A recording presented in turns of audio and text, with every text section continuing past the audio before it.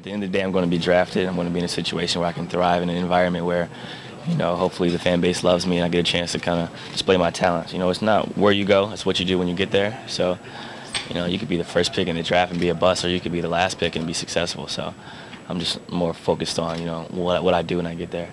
I'm assuming you wouldn't say where, but do you have some teams that you would maybe prefer to go to? No teams at all. CJ, you love to write. You say you want to be a sports writer. How does kind of seeing the game from that aspect affect the way that you play and prepare? Well, it helps me for this type of stuff. I kind of know what questions you're going to ask before you ask them, and I don't just want to be a sports reporter. I kind of want to be on camera. I always say I have a face for TV, so I look forward to getting behind the camera and kind of just displaying my whole variety. But at the same time, I'm here to play basketball right now. So that's my job, is to get a job, and if I can sell myself in an interview, that's what I'm going to do. How were you able to balance yourself writing for the school newspaper, the athletic department, and playing basketball? I think just being busy and kind of having a chance to balance your priorities helps build character. And when I got hurt, a little bit more free time on my hands. You've seen it, sitting around and practice all day in this chair trying to dribble and stuff. It kind of gets repetitive and boring, so you kind of work on other stuff. But my parents always told me to have a plan. I always said I don't need a backup plan, but when you get older, you start to realize you do. That life expectancy in the NBA isn't very long, and hopefully I can maximize it and have a double-digit career. But at the same time, I want to be building my resume so that I don't have to rush into it. Like, oh, now I want to be a sports broadcaster. I can say, look, I got a body of work here. This is what I've done throughout my career. As you can see, I'm polished enough to transition, whereas for a lot of guys, they wait till it's too late. Their career's over, then they want to transition. I want to be able to make it smooth.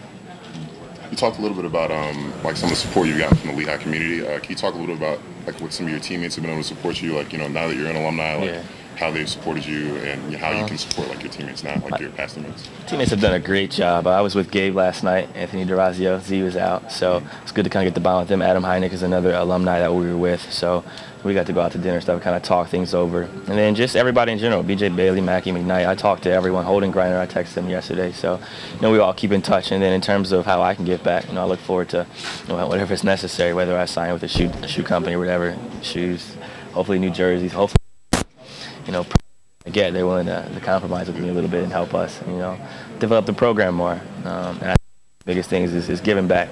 You're in a position where you're more successful, you're under the public eye, and you're in a position to kind of help people. So that's what I look forward to doing. You got to interact with an alum on the road too, like Lon Babby. Yeah. Sounds like, what was that like? What was it like talking to him? It was definitely a fun time. He's definitely a very proud alum. But at the same time, I was trying to sell myself, and I got the number 5 pick. So it was pretty funny talking at dinner. Talking about Lehigh, at the same time talking about how I can fit in with the Suns. But he's a good guy. It's not easy to graduate from Lehigh. Who will you have with you tomorrow in the green room? That's a good question. Just filled out the sheet. My mother, Kathy Andrews, my father, Eric McCollum the second, or the first, my brother the second. My grandmother, Fannie McCollum, that's 4. Sam Goldfeder, my agent, and CJ McCollum. There you go. There we go. Your three-point shooting, perimeter shooting overall improved so much this past year, and even though you only played 12 games. What did you do in the offseason to improve upon that, aside from just going to the gym? I think it was a number of things, mainly breaking down film. That's what I did. I broke down essentially every shot I took my junior year, charted whether I missed it short or long. I wanted to kind of know why I was missing and where I was getting my shots from, so I could kind of perfect those areas. And then another thing I built up is conditioning and just overall strength. I don't know if you could tell, but I've gotten stronger every year. If you look at the way my jersey kind of hung off my shoulder each year, and then it progressively started to fit me better. I don't know if that's because Nike bought us better jerseys or because I actually got a little bit bigger, but I got stronger, my game got better, and I kind of took better shots. I was in a situation where sometimes I forced bad shots, and that's reflective upon your percentage. And I think I took better shots, and I had more range and better teammates, and everything started to come together.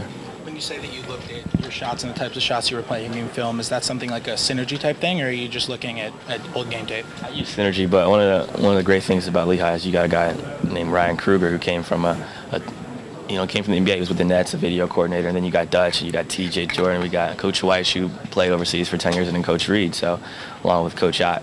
They're all very instrumental in helping me break down film. I spent a lot of time with Coach Cruz, breaking down individual clips and touches of me. No synergy involved. He just broke it down. Dutch also broke down my touches, and then Weiss and I kind of applied it to the court. So watch film with all those guys. Coach Reed's in there making me watch like Kobe doing work videos and kind of help him, motivate me in terms of being a better leader.